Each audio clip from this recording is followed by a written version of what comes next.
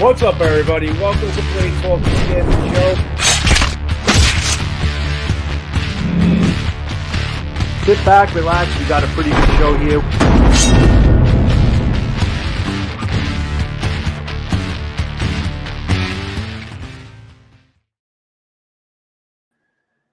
Sorry for the wait, guys. Welcome to Blade Talk with Scab and Joe. It is so good to be back, to getting into like the whole Blade Talk thing prior to the to Blade show and everything, and really excited with pretty much what's coming up. But this is kind of really a kickoff with some really amazing guests from Blade show that we kind of hooked up with and lining up for the show coming up. So this is a great kickoff. You guys ever think you guys ever remember that commercial, the Dos Equis beer commercial, the Mexican Dos Equis beer commercial is the freaking guy. So you got Joe Flowers here. Okay. He is the most interesting man in the world for sure. I mean, this guy's got adventure at his doorstep all the time. I mean, as far as designers, he's pretty much one of the most well-known designers in the world. He's got around about 200 designs in the books. He's designing for Condor, for Work Tough Gear, for Artisan Cutlery, for Tops. I know I'm leaving something out, Joe. You let me know. But he's got so much going on, and we have to get into Bushcraft Global as far as what he does in terms of his survival, when he's in survival mode, with the Indonesian crowds and all that. It's really just amazing stuff, and there's a lot to talk about. So without further ado, let's bring Joe into the room. Let's introduce you to let us introduce you to everyone here, Joe, and then we'll bring Scab in as well. Welcome, Joe. Howdy. How are you guys? Hello, Internet, as I'm sitting here trying to adjust the cameras after I bumped it with my giant bag of machetes behind me. I don't know why. Well, that's what we wanted to get. We wanted to get you in your work environment, in your shed with your machetes, what you're known for. So this is definitely the perfect setting here. It's a survival situation walking through here with all the wires and accoutrements all around. And I'm just going to improvise and grab what I can, It's going to work. I love it. I can see it already. But Joe, first, I know we're going to thank you a million times, but thank you so much for taking the time, being here with us. This is definitely, it's going to be a lot of fun. I know a lot of people have been waiting for you to come on. They're all in the chat right now. But without further ado, let's bring also Scab into the room and let's get the show on the road. Scabbo. What's going on? How's everybody doing today? Woohoo! Great. How about you? Doing well. Man, thank you for being here. Thank you very much for having me and letting me do it so relaxed instead of having like 50 paragraphs of things to write about. No, not at all. No, we're good. We do what we like to do is like a fireside chat. You're our guest, so you'll do most of the speaking. Whoops. We open this thing kind of like this. Mm-hmm. Give us a quick rundown of how you got to where you are right now. Doesn't have to be long, just a quick introduction. Most of the folks know you. So hit some highlights for us and we'll go from there. Well, let me see if I can find, God forbid I have props ready to go, but sweet. Basically, it all started when I saw that knife on TV. So where do you guys think you've seen a knife very similar to this from?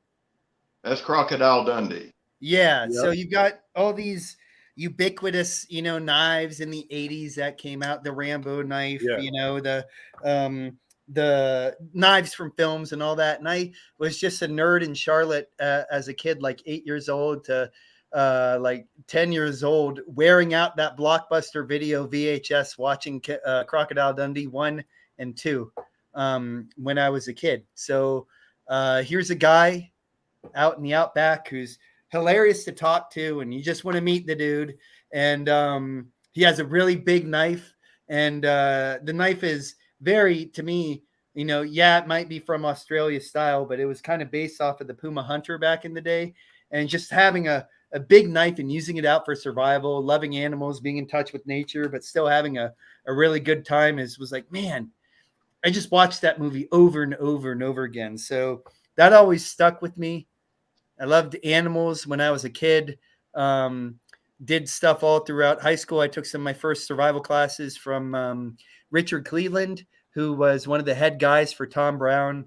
You know, the tracking school, the tracker, that knife from The Hunted with what's his name, Benicio del Toro, right? Tommy Lee Jones. Yeah, and Tommy Lee Jones too. And you know, they had that ubiquitous knife with the large chopping handle, etc. So he was one of the forerunners into this world of outdoor survival, you know, with a knife. So love reptiles and amphibians and bugs. Absolute giant fan of Godzilla. I'm building a Godzilla room very slowly for, you know, my and you'll see homages everywhere if you look hard enough. That's great. Not in this, not in this area, but if I flip the camera around, which I won't because it's a mess over there, you'll see a bunch of Godzilla stuff. So went to school in college for zoology at NC State University, and got a zoology degree and a minor in entomology. At that time, I tried to concentrate in herpetology, but it's nothing you can really do on paper. But I was with the premier herpetologist. They're all herpetologists now. We're my best friends in college, and we'd spend every weekend going down to the different areas doing snake research. One of them's a viable PhD in herpetology now, put out some stuff. But snakes, bugs. Joe loved bugs. Joe loved snakes. Joe also liked knives. And where do you think that all comes together? Probably incarnate. Can you guys guess where are creepy crawlies and big knives at? Well, I know I've got them all around me. No, he's got them all. He's got them in his doorstep. Where are you from? I'm in Northeast Florida. Okay, Florida. Tropical climates. I love tropical climates. The hotter, the better for me because you get lots of insects. You get lots of snakes and stuff, and you can find things that really interest me. My fear is like the Arctic, where I just don't get to see anything. It's just like cold, and everybody else seems to like that. But I like being hot and gross with the bugs, and you can find that. Well, not gross with bugs, but you know what I mean. Hot and in a tropical climate, and the jungle, of course, is one of the best ways to do that. So, like, after you guys are getting like the story of Joe and how I got to designs, and at some point we'll get there. Do it. Listen, so, do your thing, man. While I was in college, and I want to hear it. Yeah. I was telling Joe before the show, I've done a lot of his designs, reviewed demonstrations, whatever. And some of them I never put two and two together, the Moonshiner and some others. Yeah. But you have a design, and we'll get into that in a bit. But you have a design with Work Tough gear. Yeah. Say the name of it. It's the ninjuko. And I love the ninjuko. I've got a couple videos. I want you to walk us through that design process just a little bit. We won't take a lot of time, but I'll tell you why. That knife, I do all the Work Tough gear stuff. That knife garnered more questions on the design than any other knife I've got. And so if you don't mind, just kind of walk us from the handle, which was unique, to the tip. Man, I wish I had one on me. It's actually on my shorts over there, but I just did beekeeping earlier today and put on my long pants. So with the Work Tough gear, ninjuko, I originally thought the handle was too small, and Vic from Work Tough was like, whoa, wait. Bring it up. Yeah, if you can bring up a picture. Yeah, let me try. I should be all ready to go, but that's not the you're good part.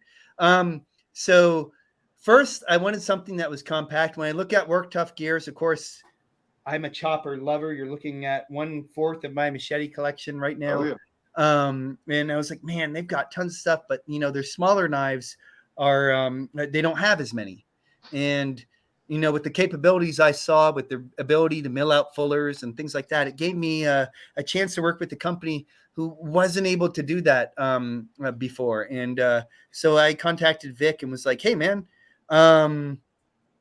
you know, I'd love to design. I see you're picking up a lot of designers, and I like Bushcraft Global because I love going around the world. You know, I'm not really like ethnocentric to this country or that country, although I love America. I work for Tops, you know, knives too, made in America as well. And that's not the only company I'll be working for.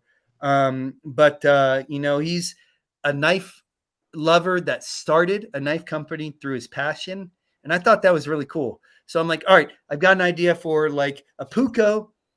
And this isn't my last idea of this, but a puko that kind of has a Quaken-esque look to it, but has a little bit of Scandinavian, but also Japanese influence. And, it's not the first time that's been done. A lot of people have done that. Tapio Verkala did a really cool Japanese version of a puko, more or less, if you look at it. Cold Steel talked about it too, the sisu for Cold Steel. But it has this really, really neat line to it. And I wanted to make it lightweight. So I shrunk down the handle just to my smaller hands and was like, all right, we're probably going to have to bump up the handles and put a big milling spot in the middle. So it's a lot more lightweight and compact. And so it can really rest on your side very easy when you're in the jungle or just wearing gym shorts that you can clip it to, like with an ulti clip. Yep. And he sent me my first 3D printed handle I've ever had. And I was like, man, this feels great. Do you think we should lengthen it? And I was like, And I was like, yeah, I don't know yet. Let's see what it looks like. And he's like, yeah, I really want to see what it looks like too. And he goes, if we need to, we can just make a bigger version of it. And I was, well, he didn't say that. I said that because, of course, Joe want more knives. But we picked it up and he made the handles so thick it really fit the hands, even though it had like a smaller hook on the back. So I was using it. I'm like, Vic, you're right. As a knife lover first, and then a person who starts a company. I love people like that. And the first president of the Valley of Condor was a knife nut too. He still is a knife nut, and he still works with Condor very, very hard. He just had to change some stuff. Was a knife lover too, and they can give some really good input to where it almost becomes a collaboration rather than just one person's design. But that's the fun part about working with multiple companies is you can figure out what their strengths are and work towards that. And sure enough, we picked it up. And I'm like, I can't stop putting this down. And that was the 1095 prototype version. He ground the N690, the production version, even thinner and nicer for like quick tasks for keeping on your side when you're jumping in the water.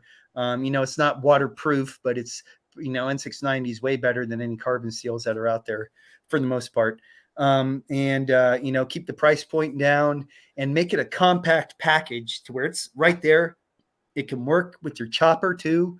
And you have a really cool thicker handle knife that you can use when you have like really, really, really thick gloves on, or when your hands are full of guts from a deer and you're inside a deer carcass and you have to curve around, or when you're carving the perfect fuzz stick for that YouTube video for survival, and things like that. Well, the thing about the reason I wanted to talk about this knife, other than it was one of the most asked about, it was also one of the best performing. And Vic, to me, this is Work Tough Gear Wednesday, thanks to me. Hey, Vic, me, is one of the best. It's hard to put in words, Joe. He's just one of the best guys in the community, right? Yeah. He listens. He's intelligent. He listens. But the thing with the ninjuko, everybody, when I showed it, everybody, oh, the handle's too small. The handle's too small. And I'm like, you got to use it. Yeah. To understand it. Right. And that's the biggest thing. Knives are meant to be used. As soon as people pick it up, oh, the handle's too small. Okay, use that for 2 hours versus your big handled one. And that's and right. Even then, we might be able to do a 5-inch, or 4.5 inch, a little upgrade to the ninjuko medium or something like plus, that too. Yeah. Yeah, ninjuko plus. Yeah. But tell him Scab's behind it, because he'll. But the other part of it I wanted to talk to you about. I see the Quaken, and I love that's like one of my all-time favorite knife shapes. I see that. The other thing that people kept kind of throwing at me was, well, if you go to stab something, it's going to slide down your hand. And so I stabbed everything I could, and it gets to a point where people, I guess, think I'm doing CGI. But the ninjuko is one of my favorite small knives. And I just, where did that quake and when did that enter your head? Like, was that something you've always wanted to add?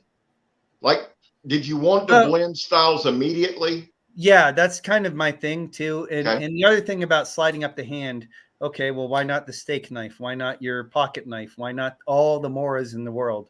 It's because people don't know how to stab. If you're going to stab something, you reinforce the back end thousands of times. If you think that little spot's going to stop you with all that much force from doing that, then well, I don't know. You got to stab a lot of things. Yeah. So that and okay, cool. Well, if you stab something with a pen knife, it's gonna, fail on you. But if you know how to stab right, and it's also textured too, so that helps. But it's not meant for knife fighting. Although just being able to move it really quickly. That's where I was Ed's leading. manifesto will teach you all that. The guard isn't really a good point for it because you're able to. I can go on a rant about it, but you're able to manipulate the knife. That's a lot where better I in was your leading. hand when you pinch grip. Yeah. That was my whole thing. That's where I was going with that whole thing. Now, Yeah. I took your knife and stabbed a tire several times. Cool. Kind of my thing. But I was going to, not every knife. I mean, if I needed to use your knife to defend myself, I most certainly could in a devastating way. But not every knife is made to be a weapon. Right. Even though it is. Love it. So it's the same deal. I mean, it's definitely not the first time, but there is a very good reason why that stuff there. Because when you really know how to use a blade, you're able to manipulate it in that like chef's pinch grip style. And you're running up on the blade. You can do this all day long, and this is really sharp. The second you move your hand around, that's the problem. But if you're taking any sort of class where you know how to reinforce that, and guys, I'm not a martial arts expert or knife break dancer or whatever, but there's a reason why people are able to do way better than we can with the broken butcher knife than I can with my guardless Sabedza or something. Who knows? Yeah. But well, let me ask you this. Do you know Blackie Thomas? Oh yeah, absolutely. Okay, Blackie's my brother. I'm trying to get over to his. I'll make this real quick. Last year, he has a gathering, right? Yeah. Every year. Last year, I watched one video on his channel, and funnily enough, it was the tracker video. I was going to do a review on one. So yeah, he starts talking about this gathering, and dude, and Joe will tell you, in the back of my head, I said, I've got to go to that. I went to that by myself, not knowing a soul, but it was just one of those things I was drawn to. And Blackie and I hit it off. I went this past year, and I'm trying to get there next weekend, definitely in the fall. But you, Blackie, Big Dan Lutz, all of you guys that are woodsmen who know how to use a knife, talk to us a little bit about how important it is to build that skill set, because knife guys need a skill set. Right. That's the deal. So your knife, we didn't get to where we are in the world. I should just pick up something random and start talking with that. I'll just use this. This is the QSP crocodilian, or gavial, which is a type of crocodilian while I'm talking. So we didn't get to where we are as a human species by gnawing on bones. We didn't get to Mercedes, nuclear fission, internet memes, all that without tools. And our first tool really was the cutting edge. And when we were able to make the cutting edge, Steve Watts, a mentor of mine, would say that's the edge that gave us the edge over all the other creatures. With that, we could make protection. With that, we could make fire. With that, we could start making other tools. And so the ability to just use an edge is very, very, very important, because you get so many people who are saying, okay, well, this Rockwell is only this way and this piece of steel does it this way. But when you start using a knife, it really speaks to, part of our human story. So when you're able to use any knife in the outdoors, you're able to explore the knife more. And in the outdoors, when you're doing bushcraft, it really is trying to make yourself more comfortable with the tools and your knowledge that you have at hand. And for the woodsman, knowing knives and stuff, and I've met 5-year-olds who can out chop me with a machete. But when you grow up with a blade, be it a $2 blade or a $200 Magna Cut blade, you know, when you grow up with that blade, you learn the appreciation for the edge and all the different, you know, techniques that you can use with it. So out in the bush, it's basically just being like a supermarket of, instead of always looking for a box or a piece of cord as you're cut, you're like, oh crap, I need to make a fire. What do I use? Knife. All right, I forgot all my tent stakes. What do I use? Knife. I need to open up and spread my butter. Knife. You know, everything. The knife becomes the answer to everything, and Everything. that's really fun too. Yep. And it's not always the answer. You know, a machete makes a far less does a really bad job at being a shovel, and it's much better to have a shovel. And then in some cases, it's better to have an axe. Oh, there, I said it. Then a machete, and etc. too. But when you get to a chance to use knives, you know, you develop appreciation not for just the design or what Rockwell the steel is, but you learn something more about yourself too, and you get to have extension in your hands. If that answers the question. Very well said. Very well said. And I want people, because we do have a lot of younger folks that watch, bless their hearts, but I do want like our younger crowd and even people just coming in to get a real knowledge of who you are, how important skill set is to you. Yeah. That kind of thing. And that was very well said, man. I appreciate that. No problem. So like, you know, I started when I was a kid and just loved knives all throughout the time I was a kid. And actually, this is a great segue of how I got into the knife world and our awesome, incredible knife community. When I was a kid, I used to read Tactical Knives magazine. Did any of y'all read that? Yeah. And it was really cool. It had this editor, and I could actually thank him. He's one of the guys I can thank for being here. Stephen Dick was the editor of Tactical Knives. And I mean, at 12, 13, I was biking on my bike in the 90s to Barnes & Noble and eating 5 hamburgers because I could do that without consequences. And then, like, I would go buy the newest issue of Tactical Knives magazine. For all you, like, pre-internet people, this is called print. And you would learn about the new knives when you look in this magazine. And Stephen Dick was the editor of that knife magazine. That's Tactical Knives magazine. Woo. And when I was like 13 or 14, I can't remember how, but my dad brought me to an NRA show, and Harris Publications was there. And I stopped by, and of course, oh, the knife magazine, cool. Walking up with all of my lawnmower money that I had. And I was like, oh, I need to re-up my subscription. And I'm a real big fan of Tactical Knives magazine. And the two ladies go, oh, well, that's the editor. And I look up, and Stephen Dick, the editor of Tactical Knives magazine, was right there. I was in shell shock. It was, you know, like had almost like chills. I was like, oh my God, you're Stephen Dick. And immediately started talking about machetes. No bull crap. I was like, man, why does Jeff from SE Knives love, this machete versus that machete? And he was like, oh, wow, actual like knife conversation, and kind of like shook off his like, wearing out, started talking about it. And so I re-upped my magazine.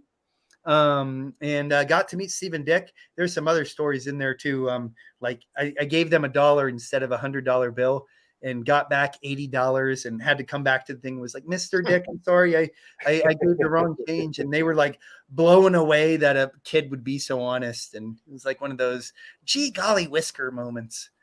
But so that was like when I was a kid. And then there were forums back in the day that were really, really popular. Facebook groups and Reddit and all that stuff is popular right now. Back in the day, for me, it was blade forums and knife forums. I still go to the forums sometimes.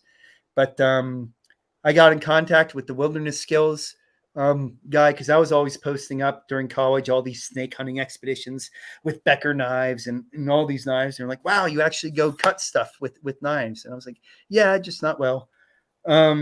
So he's like, man, I'd like you to meet the editor of Tactical Knives magazine because you can write, whole sentences and stuff. And he was like, oh, okay. I was like, Mr. Stephen Dick, do you remember me when I was a kid? And he was like, oh my gosh, yeah, you're still in the knives. And so I started writing Scab for Tactical Knives magazine. And that was really what started everything. I got to review knives, and I got to be more of one of the notorious reviewers because I'd always go out and do something with it that was a little bit more extreme when I had time. And that was like during college and stuff too. So I was young and dumb, still am, or dumb at least. And, would review. And I got to get to know a lot of the knife industry that way. And I got to learn a lot more about knives by writing about knives. And then I'm actually a beekeeper. I worked for NC State University in the Department of Entomology for about 3 years or so as a field technician in beekeeping, and used that for my entomology degree. But then I met the love of my life, moved up to the mountains of North Carolina, started writing full time. And then as I was writing, another gentleman I knew, Terrell Hoffman, he was a writer for Blade magazine and for Tactical Knives. He's a professional knife photographer and a really, really good writer. Introduced me to Rick from Condor Tool and Knife. And I already knew and loved machetes. So I knew all about their parent company, Imakasa. And gave them some designs, and a giant sale increase later. They started listening a lot more, and I started learning how to design a lot more. At the same time, I started working and giving some designs to Tops Knives after reviewing and getting to know the first president, Mike Fuller from Tops, God rest his soul. And at both of those times were my like jump in as a kid, like at I think 24 or 26 in the industry, and I've been around since then. So that's kind of like a really all the way wavy thing to where I'm at now. But so knife design has been around, forever, ever since UGG just took a piece of flint and knocked a flake off of a knife. So you're not really reinventing anything. Right. But even looking as a kid, I always had knife drawings all over my notes and things, and I always was obsessed with knives. In my area, I had a chance to either, marry my wife or go into academia for insect-related herpetology or insects, the study of entomology, but came up here and decided to try the knife thing. And it's been going very, very well. Let me ask you this, Joe. Yeah. The machete we're looking at there. Yeah. That was a collab with Leo. You did. Correct. Yeah. Yeah. This wasn't What exactly my design. I gave him pointers on this of how we kind of work together. So it was a big collab. Polo Leo is the president of Tops Knives right now. Well, probably until forever because he loves knives. We had Leo on a couple weeks ago. Cool. Hey, we just if you guys check out Ballistic Magazine. Okay. Written by my good close friend Ruben Bollier of Essie fame. He's one of the Jungle guys. He's a prolific writer. He just did a double feature about Polo and I, Leo and I, in Ballistic Magazine. So that's out now.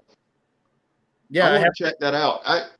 We've established a relationship with Tops, and I've got a knife coming from them, but I would like my next one to be one of your designs. Oh, cool. Well, let me know, and I'll see what I can do. Here's one of the specials from Tops that you'll never see the light of day from. That's a snot green. Trying to get it in the shot.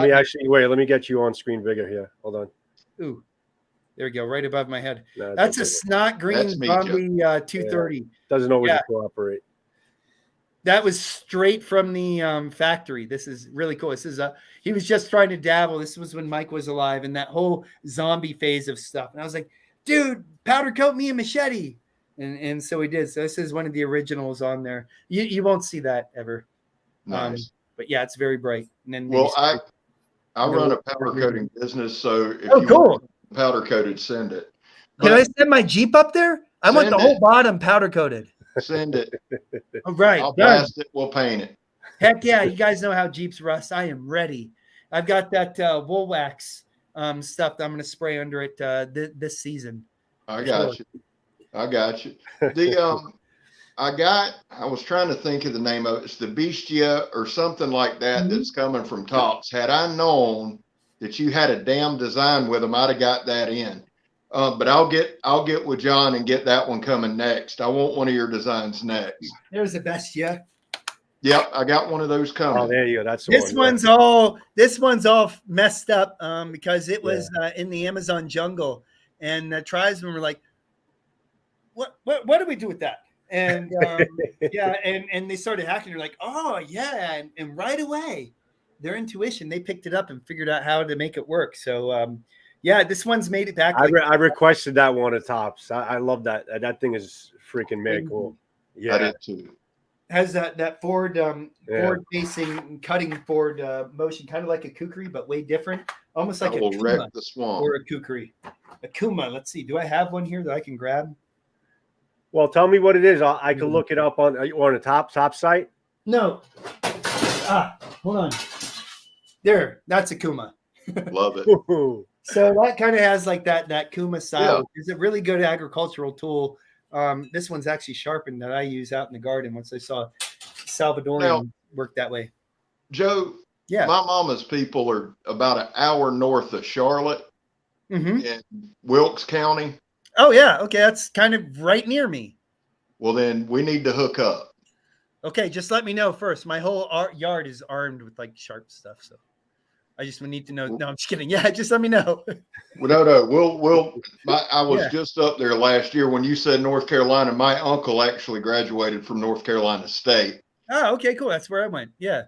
Yeah. And I'll be honest with you, my magazine out in the middle of nowhere. That's for sure.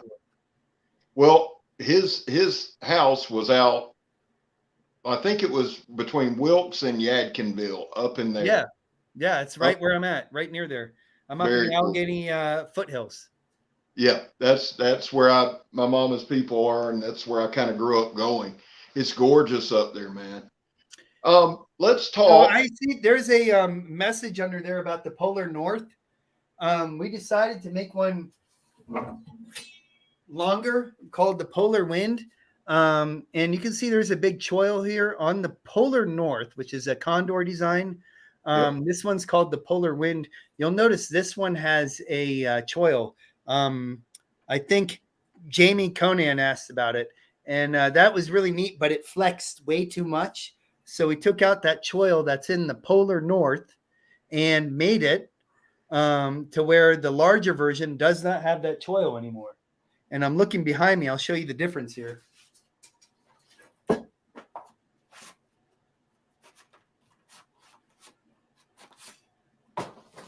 See how there's no choil on that one? Yes, right. And there's a choil, of course, on this one. That was one of these like design things where we had to figure it out in the jungle, in the bush, of why that choil felt a little bit off. And finally, all we did for this one was take away the choil, and now we get the flex much, much better for this Colombian style machete that's out there. So, Joe, when you got a design and you're basically looking to bring it in, do you feel a need to have to take it with you? You know, when you go down to South America, test it out and say, wow, yeah, this works. Do you find like inspiration being out there, you know, in the wilderness and saying, you know what, this would be perfect if we did A, B, and C to it, and then kind of fine tune the design and then bring it to the market. So I just want to have people visualize how you approach your designs, being the fact that you're not just putting it on paper, you're living it. Yeah. You're living it. You're there. You're using it. You're using it in a survival, you know, instinct. You know, so try to take us there with you as far as where you get your inspiration from design to paper to use. Yeah. So aside from designing, everybody, if you don't know yet, I own a company called Bushcraft Global. And that started with my love for the jungle. It's a whole nother podcast, how that started or whatever. But Bushcraft Global is basically a bushcraft extreme survival vacation. So it's knife based. We're doing a lot of knife crafts and a lot of different knife use, and from making baskets to making pottery to making bows, to making blowguns, to making all sorts of things where we're using a knife all the time. We bring people down to the tri-corners of South America, which is Brazil, Colombia, and Peru. For 3 days, we kind of acclimate them. Then we put up all their luggage, put all their jungle gear in a backpack, and take them out into the bush for a camping bushcraft experience. It can be as extreme as they want or as relaxed as they want. I have people coming for like their fifth, sixth time regularly. And so Bushcraft Global is a event where it's like, okay, I'll bring out a whole bunch of knives with me, and I have 6 different tribes at the minimum, just depending, where 6 different tribe representatives come out and show us their bushcraft skills, where we're making bows and actually going hunting with them, making spears and doing lots of fine carving for different types of crafts. And they're even more so than extreme survival, we're focusing on using the tools. And that way I can really gauge, how well tools work. And a lot of other designers who have come out and who are coming out can really understand the use behind a blade, because it's not just training, it's kind of an immersion experience. So, you relax for 3 days in beds with mosquito nets. Then we go out into the bush for like 8 days. You make all these wonderful things. You learn how to use them. You go out with tribesmen on different hunting expeditions, foraging expeditions, random adventures that we have to do. And we're always using machetes the whole time, using knives the whole time. That's great. Changing them out when I feel like it. Other knife makers come down, change out stuff. So you get to see people. One of the tribes is the Métis tribe. They were first contacted in the late 70s, early 80s. They've been on the front cover of National Geographic. This is one of their blowgun quivers with a monkey, a jawbone of a howler monkey, I believe, on the bottom. Of course, some of these are poisoned, but you have to heat them up to activate them. And his BIC, which is a friction fire kit right here, and they're insanely small. If you guys know how to do friction fires, their hand drills are only not very large. And then of course there's some cotton, because they're doing blowgun hunting where we're out there calling monkeys out there and trying to hunt with that. Shoot, we even hunt with machetes out there. This one's all bent to show something. Here's one. This one's better. So when you're aiming for a fish with the machete, you just want to flick your hand a little bit. If you raise your hand too high, you have to pick up 2 pieces of fish. And you learn all these different tips about using a machete out there in a controlled but extreme environment. For the hunting portion, we stay for the bushcraft portion, we stay in hammocks with tarps over the top. And we have a hunt camp style where we stay in one area and then make all these traps, do all these different things where we forage for clay, forage for all these different things, and really, learn and appreciate, the blade.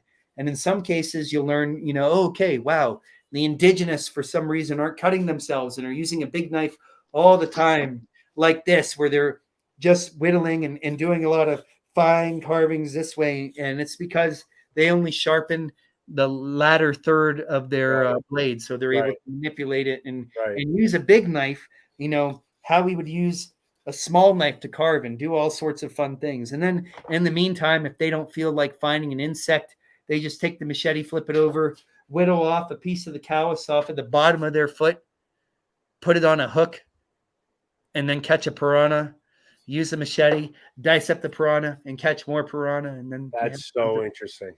And so you're learning to do all this stuff. And it basically takes a lot of things where my passion is: jungle, herpetology and entomology, the study of reptiles, amphibians, and bugs, and puts it all together and makes it really, really fun. And crud, we have about 6 different designers, I think, coming this year from the knife world.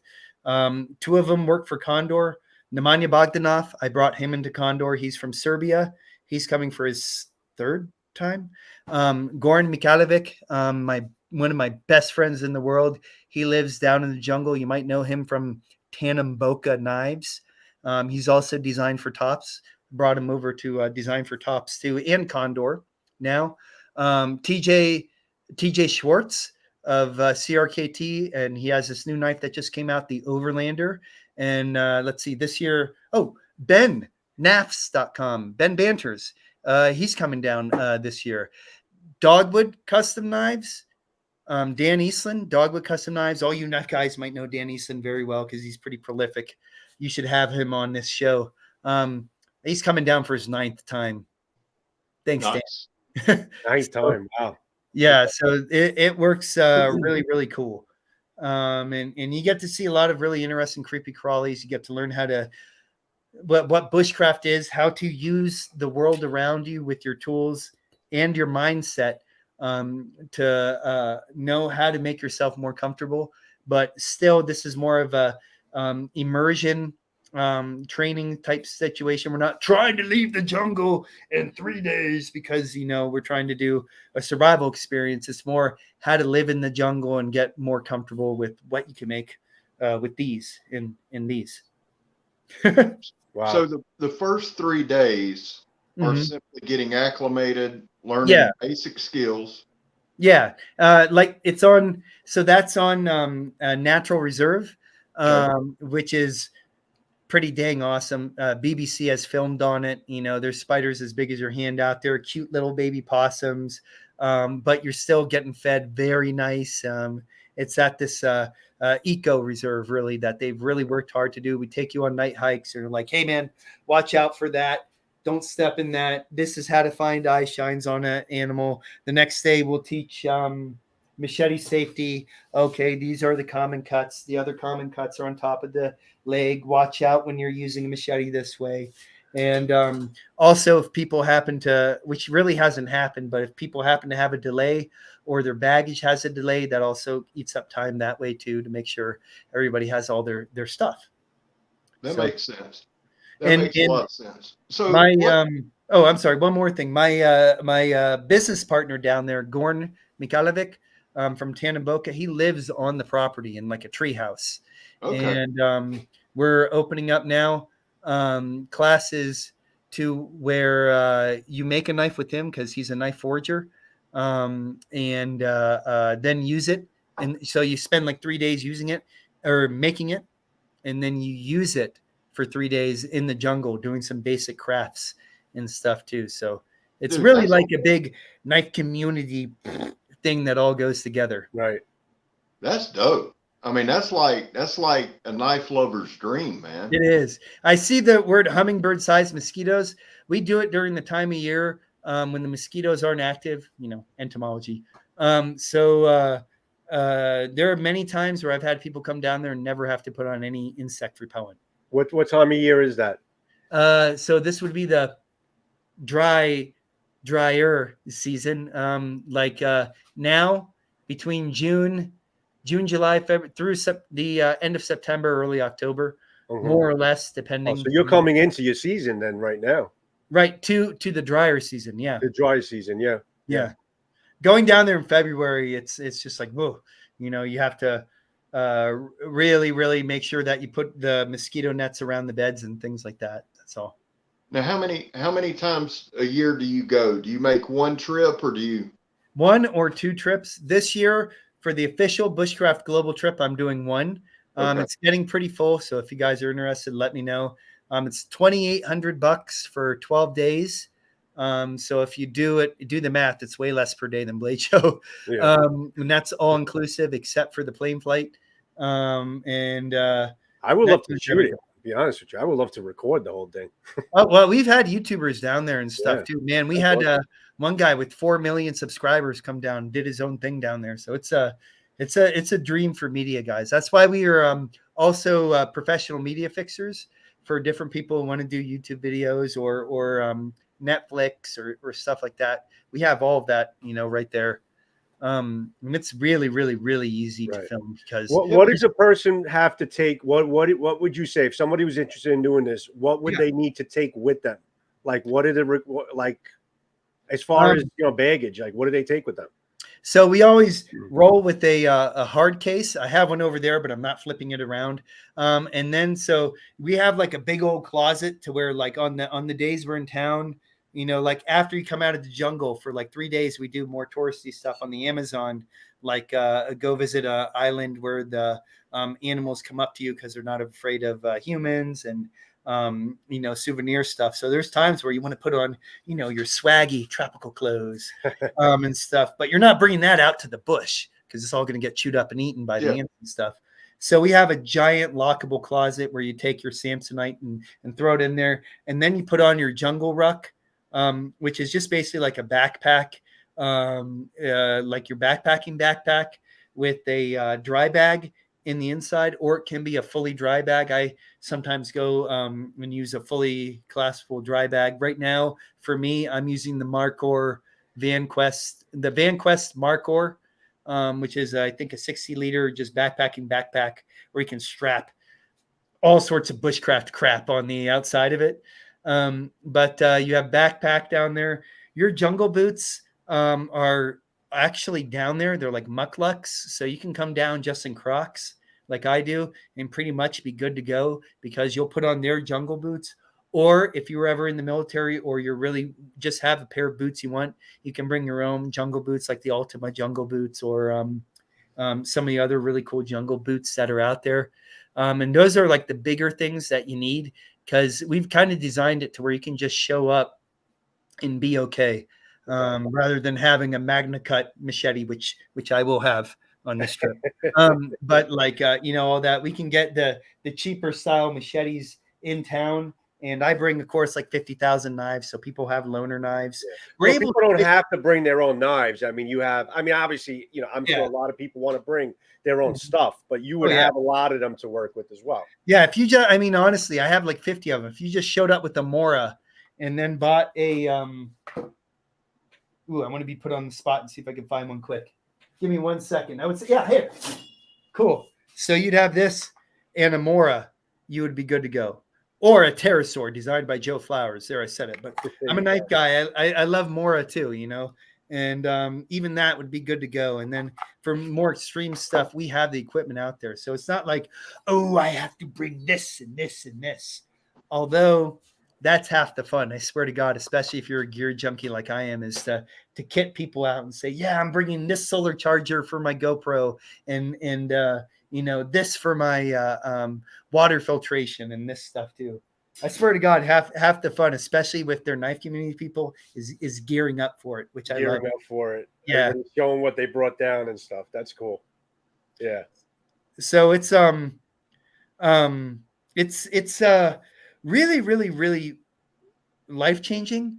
You know, you can put a cost on it, but like I looked at these National Geographic things and they're like 10 grand, and just going to like Disney World is like $4,000 for like 3 days or something like that. So after doing my child's summer camp for like a week and sending her away, you know, I thought the cost was okay, but I do know that it's life-changing and it's 100% money back guarantee.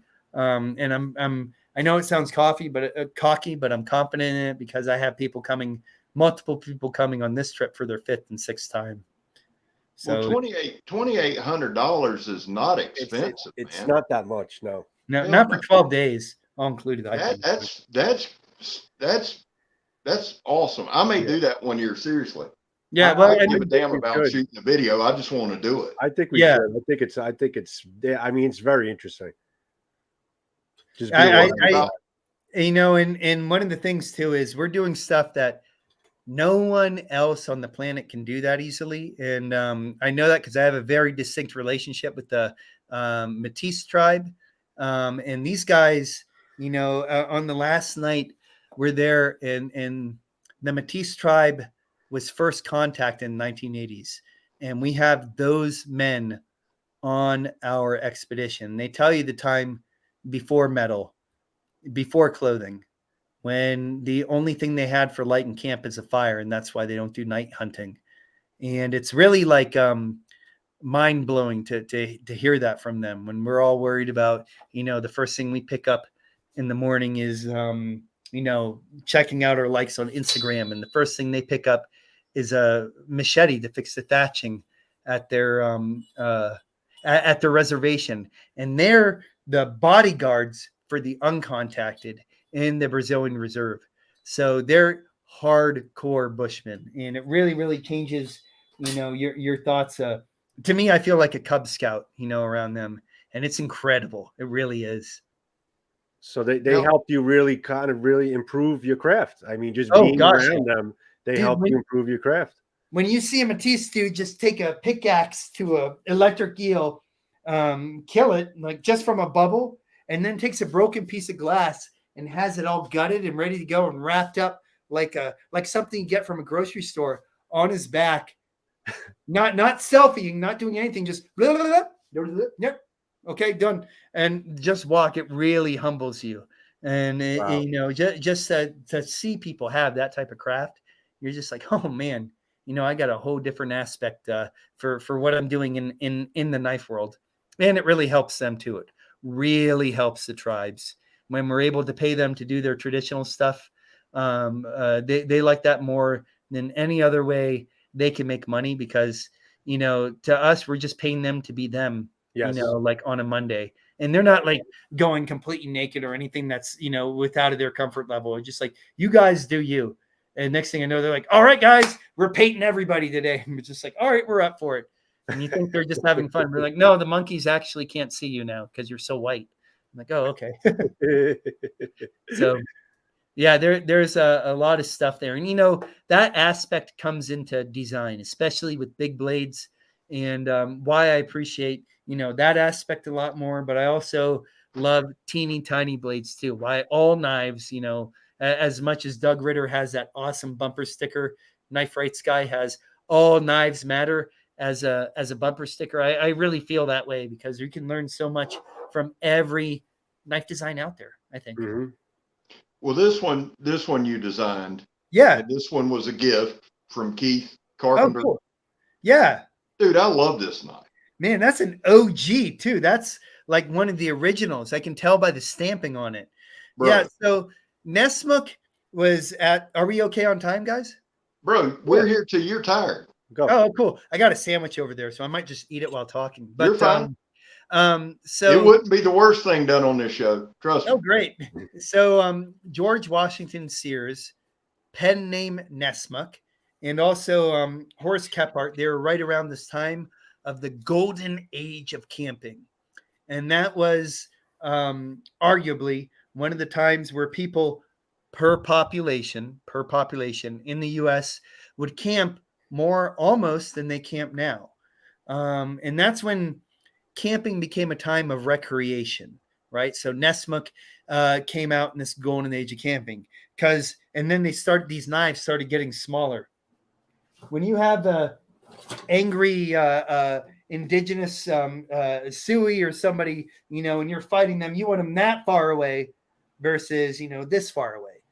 And so with the taming of the indigenous in the United States, being the Native Americans, and the less reasons to go out and sleep outside for war or for self-defense or for hunting, camping recreation became a lot more popular.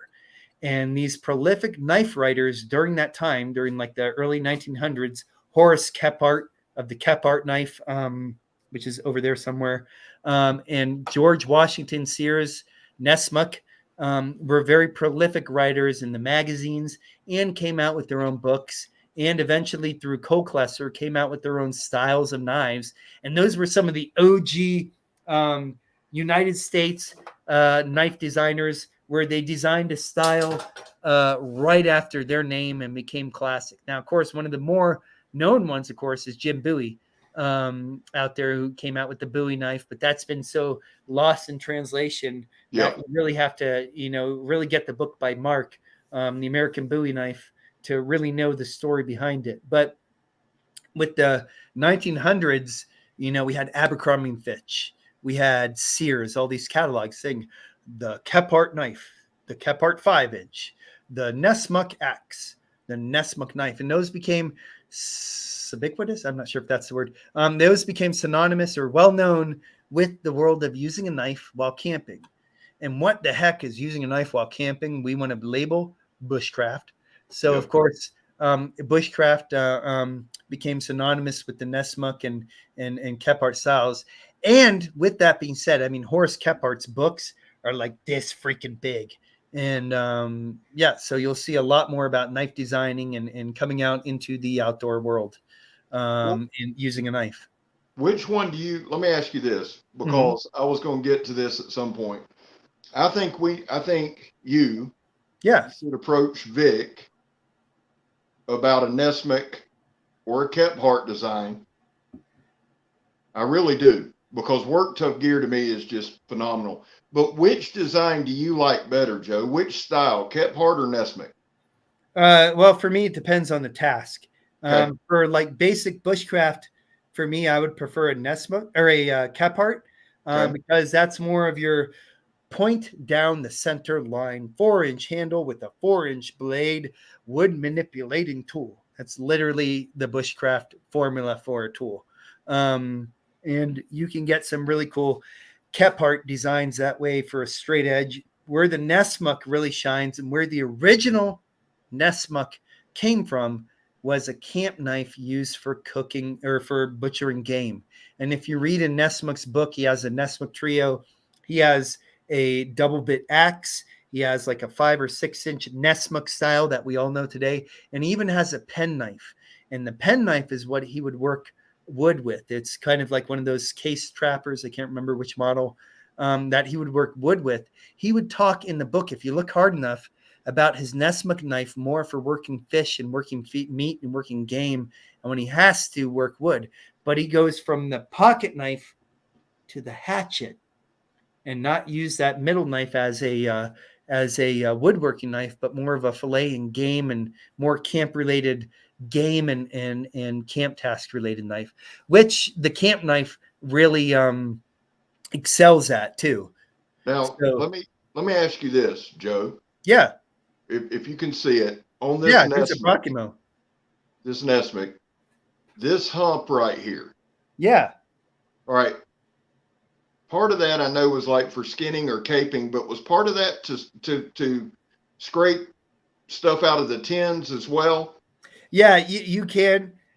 Yes, the answer is yes, but that one has a more of a scallop on it, the original Nesmuk. I was going to go grab the Brakimo, and I have one actually. I can see it over there, so I won't have to fiddle. But the Nesmuk style, if you look at it, just has a slight spoon shape, and more of those caper or more of those carvers and those meat working knives had that scallop shape at the end. He just adapted his more for multi-use. He doesn't, as far as I remember, he doesn't really talk about scraping it out of the can. But he's able to actually put his thumb and his forefinger in a pinch grip, kind of like this. Let me grab the Brakimo because that's a good one to demonstrate it with. Just while Joe's doing that, guys, he designed this knife you can grip. Yep. Yeah, grip's important. But so if you grip that kind of like this, you can kind of feel where your finger rests on the top. A lot of hunters like that for manipulating inside the cavity of a deer, for instance, at least for me, being able to work flesh that way. And they say that hump is kind of one of the ideas behind that, but it's also just a style from that time. Nesmuk, that became very, very related to the Nesmuk style, but you can find plenty of Nesmuk looking early 1900s camp knives that way. His just became more of that sweepy shape. And if you look at the original Nesmuk design, there's still a point down the center line. So you always know where the point's going when you're doing stuff. Oh, this is a special one. They did a laser etch at Tops with a crocodile on that. Oh, that's cool. You know what's cool, Joe? It's what I like about you is that you're conveying knives. It's just a different approach, different mindset. I'm trying to put it in words the right way. You're giving us a different mindset of how we perceive knives and tools and things like that. Yeah, everyone takes their knife to work. They need to cut things up. They need to open up sandbags. You need your knives every day to work. You're putting knives into a perspective of survival. Like, how can I use this particular knife and how do I survive with it? How does it get me through the day? How does it get me my dinner? How does it make me my fire? How do I survive with this knife? And that's just a mad cool way of thinking about it. thinking about your knives in a different outlook, and being there and doing that with you, it just brings it all like, pretty much front and center, man. Well, yeah. Well, the other thing too is you meet people who are way better than I am at this. I mean, I talk about it right now, but I literally have 2 hamburgers over there. Whereas Alberto or a Yukuna guide or another guy, sometimes it's a Friday night, and and they woke up in an odd situation because of cachaça or some other beer or something like that, and they're like, "Crap, I don't have enough money for the weekend. I'm going to go out and hunt and." Just take a knife and make a spear and do stuff. Not necessarily a survival situation, but with some of the indigenous, just a downright, I'm going to go to the grocery store and it happens to be the Amazon jungle and this is their credit card. That's nice. I need to write that out. Mad But, cool. when you have that, when you're an indigenous in that area, you know what to do to make a shelter. You know what to do to even just take your knife and cut fish, and then normally the fire is made just by lighting trash in a lighter.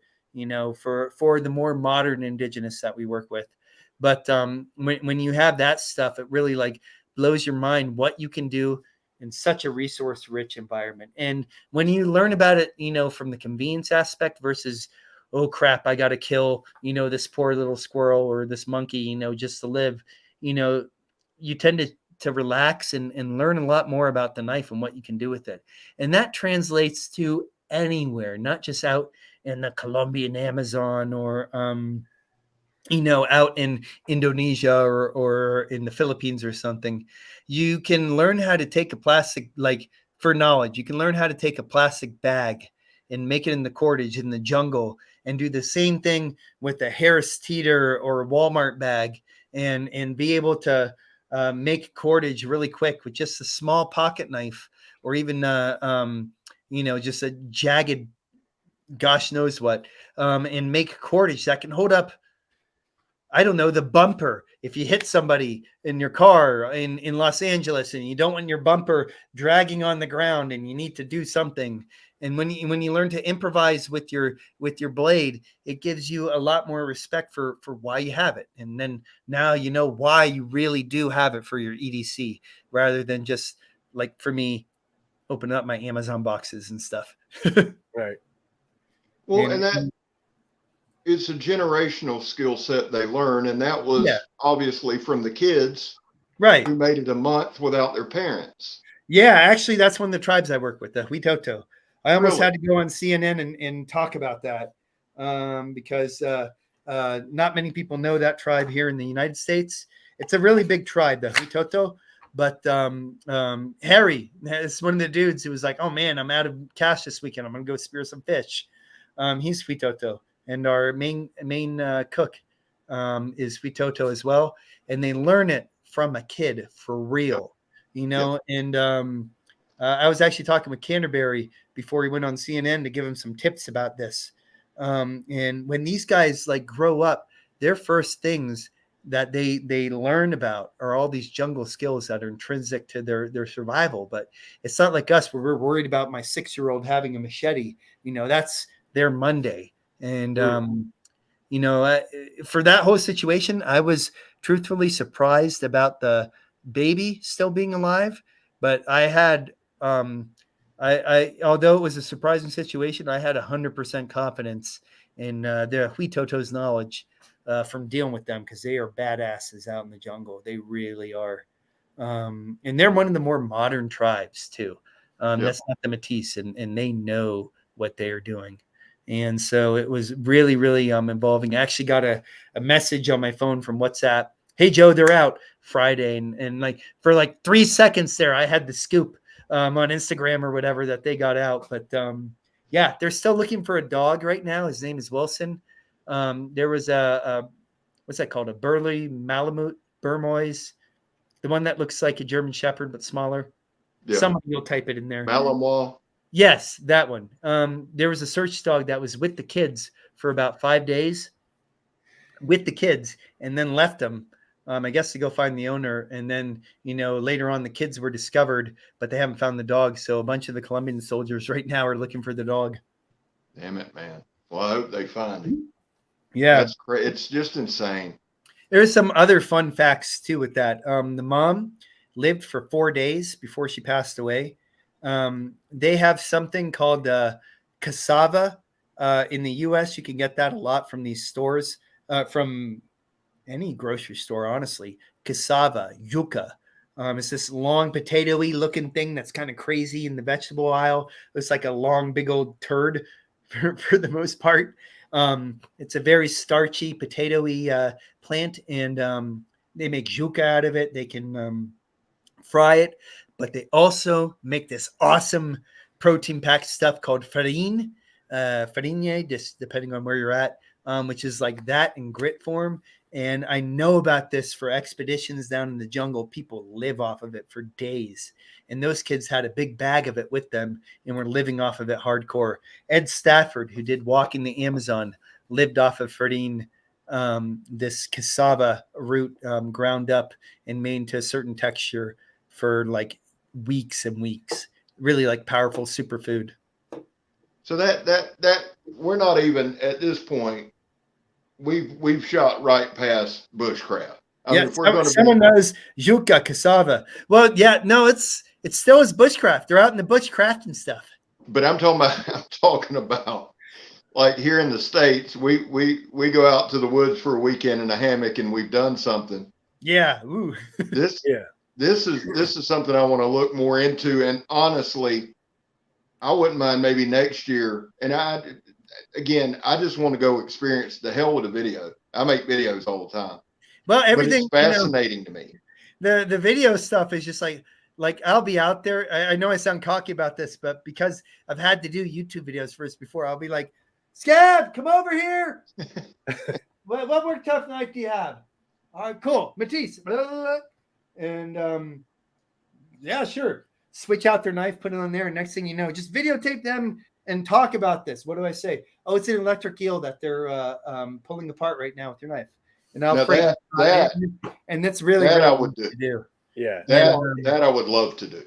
So yeah, they love to do that because they love to just try out all the toys. They're like, why do you always bring these gadgets and things too? But it really is humbling to see what people in the world. This isn't just in the Amazon too. I mean, you get a big knife, a small knife, and a reindeer, and that's like a Scandinavian Sami reindeer herders survival kit. You know, it's a joke that Steve Watts used to tell me. What do you call a survival kit for a Sami? A big knife, a small knife, and a reindeer, and they can do everything in their culture that they need with that knife, and it's really cool. It's like a leuku, in a puko, and they're a huge tradition of reindeer stuff. Go ahead and ask a question. I think I have an example here while you guys are talking.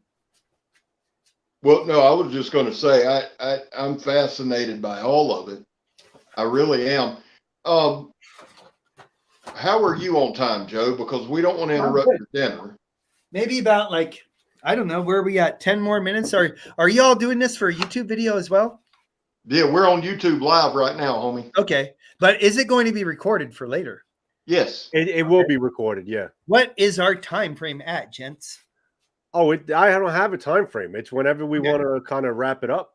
Okay. Yeah. Well, it's 9:16. Let me go for maybe I don't know, 10 more minutes, and we'll wrap it up that way. Yeah. So I said a big knife, a small knife, and a reindeer. And that kind of has this thing where all knives matter because I'm giant knife centric. Well, these are examples of other combinations from other cultures that have that same idea. This is from the Philippines. Sure. Yeah.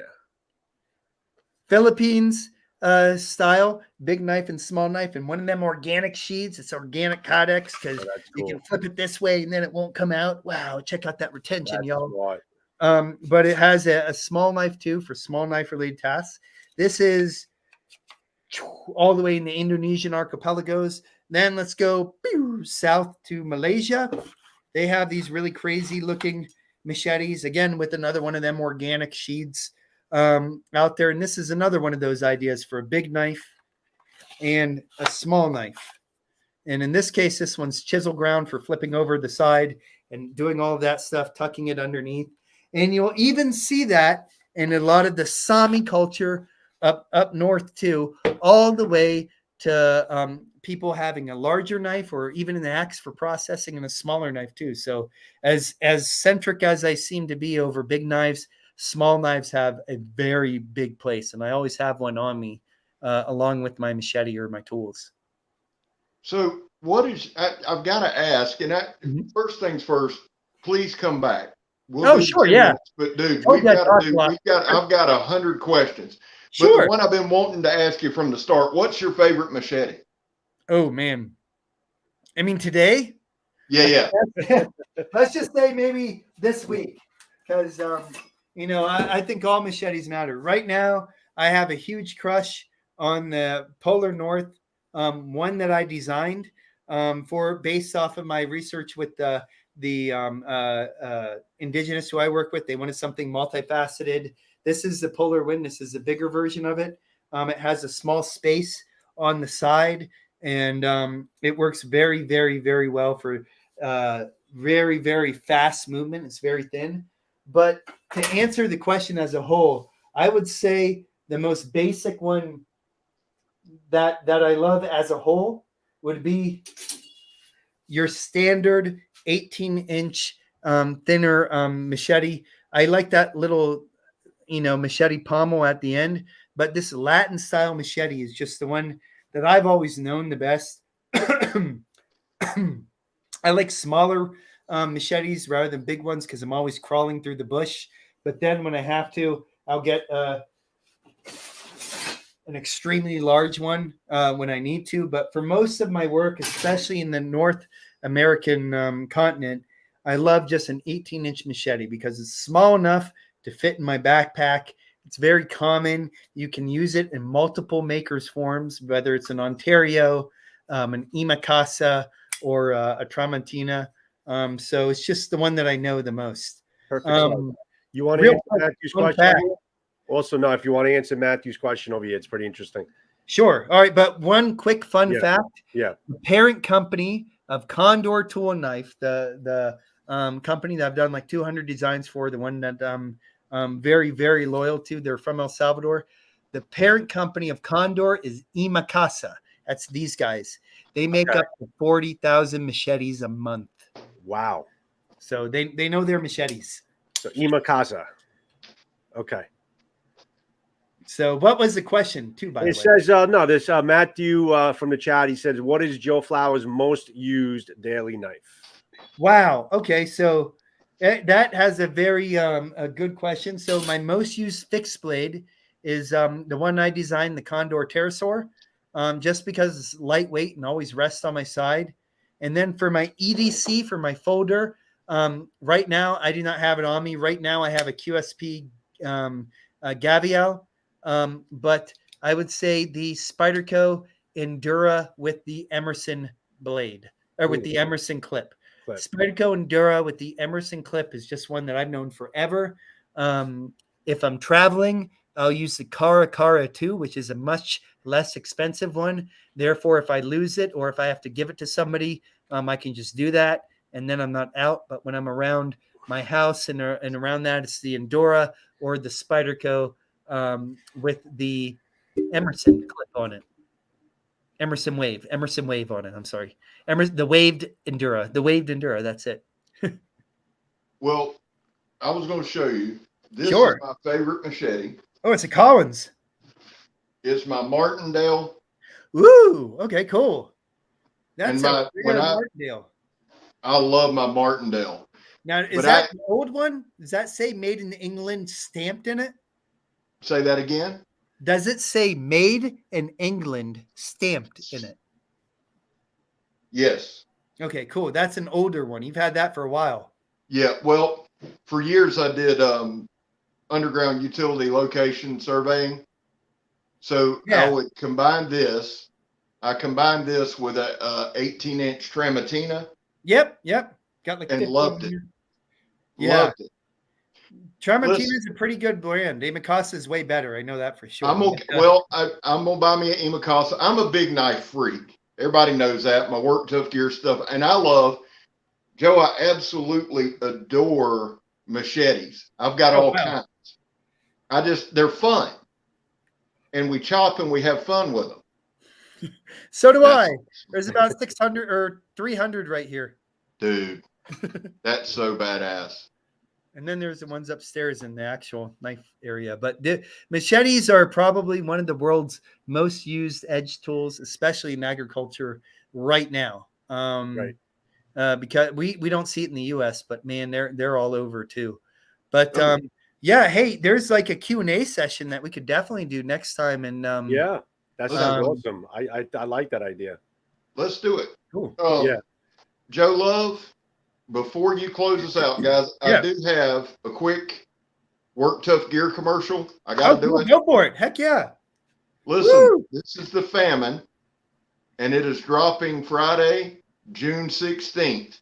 Friday, June 16th. The famine That's drop. it. The version they're going to drop, this one's 7 millimeters. The one that's dropping is 6 millimeters. Oh, okay. And it's super duper dope. But I'm saying this, I've always said I'm not the QVC, but I get so many people asking, and Work Tough Gear does things in drops. So guys, March 16th or June 16th, 5 p.m. Pacific Standard Time, the famine's dropping. All right, you guys heard it. Be ready. Nobody complain later that you can't get it. You heard it. Yeah. So spread the word. Share it. Right? Yes, sir. Yep. Awesome. So Joe, so if you can, Joe, yeah, because we're going to start wrapping it up. Let's put out a little call to action for yourself. Sure. Let us know, where we can get you those fabulous machetes, where we can shop your designs, where we can see your good stuff. And then finally, we'll get into Bushcraft Global and let us know if someone was interested, how would they go about, getting going, getting involved with it. So let's start with basically your knife designs and where people can find them. Okay. So guys, I design for Tops Knives in the United States. You can find them, of course, at Knife Center, Blade HQ, all the good places. Condor Tool and Knife. That's my most notorious brand that I design for. I'm one of many designers there, but I've been there for a very long time, and had a blessed time designing for them. Amazon, Blade HQ, Knife Center, Blue Ridge Knives, all that good stuff. Work Tough Gear, which of course you guys know, worktough.com, through Vic, and sometimes he's had it on Amazon, right? Yeah. And some of the other places too. Smoky Mountain Knife Works as well is interested in picking some of these up. Artisan Cutlery. I design for Artisan Cutlery as well, and CJRB. Both of them available on Knife Center, Blade HQ, Smoky Mountain Knife Works. As far as I know, all the good places to find knives. So you can find out about more stuff that I do on those websites. If you Google Joe Flowers Knife, you can find a whole plethora of things that I've done. You can find out more about the Bushcraft Global Adventures, not just in South America, but other stuff that I do on bushcraftglobal.com. We're having a big gathering here in North Carolina called the Piedmont Bushcraft Gathering, piedmontbushcraftgathering.com. You can come meet James Gibson from SE Knives, and also Jason Hunt from Jason Hunt's school coming down. And also, let's see, there's Georgia Bushcraft, a huge event happening this fall. If you guys are doing any gathering where you're feeling really, really social, come to Georgia Bushcraft, georgiabushcraft.com. I'll be there as a ambassador to the world of knives, doing some knife stuff, giveaways. Condor's an official sponsor, so that means as many machetes as I can give out, I will. That's awesome. So georgiabushcraft.com. Jason Hunt's from Campcraft. A lot of camping and bush and crafting going on here. So bushcraftglobal.com for my stuff. georgiabushcraft.com. Piedmont Bushcraft. You guys get the idea. So lots of bushcraft stuff. I have some YouTube stuff out there, but I don't really push it that much. I worked for Equip to Endure and some other YouTube companies and stuff. So if you just Google Joe Flowers and Knife, you'll see a whole bunch of pizzazz out there too. I'm too busy cutting stuff to have a great website. So you know. Joe, Busy honestly, living. if there's anything that came out of this show today, is the fact that I think we need to do more shows together. There's Yeah, a lot of or things that we you just still need to talk cut stuff about. more. We'll all be like sitting down and we'll just have like a carve off. We don't have to make anything. We just have to use our knives, like around the campfire, like a real campfire chat, you know. I like that. I like that. Definitely. Thanks, guys. I didn't know how long I wanted to go, but this seems like a pretty good cutting off spot, you know, a little bit less than 2 hours. So never know. Well, we appreciate your time. Thank you. Where can we find out more about your stuff, guys? Choir Boy Outdoors, right? Well, I'm worldwide, right here. Okay. So No. scream off your YouTube names. All right. So I'm Scab with Choir Boys Outdoors. Okay. And I'm Joe with JS BLADECRAFT. So this live right now is being simulcast to both channels at the same time. Oh, wow. Cool. Yeah. So it's going live to both channels. Excellent. Yeah. Well, next time we do this, I'll try and put this up on the there's some Discord servers that are into knives out there now too. And there's a way to simulcast that so we can get a whole bunch of people asking questions Good. on all sorts of different things too. There we go. Excellent. Now we're talking. Joseph, take it away. All righty, guys. Remember, there are only 2 people cut themselves. Oh, wait, which Joe? Hold on, sorry. Well, you go first. I want to hear what kind of person cuts herself.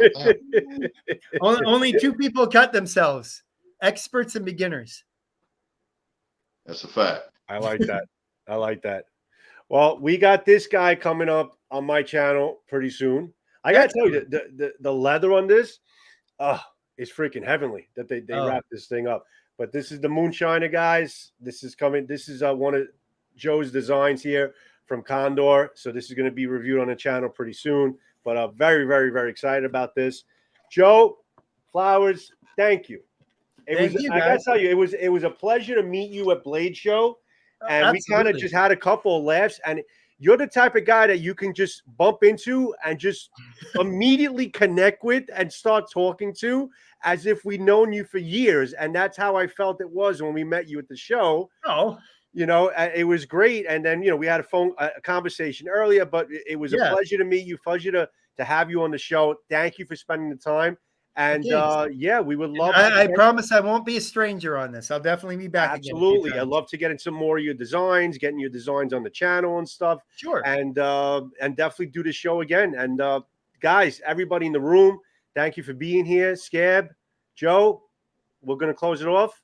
Thanks, guys. Have a good evening. And Joe, stay on the live as I close it off. You got it. Have a good night, guys. Thanks for joining us with Joe Flowers. This was a great show.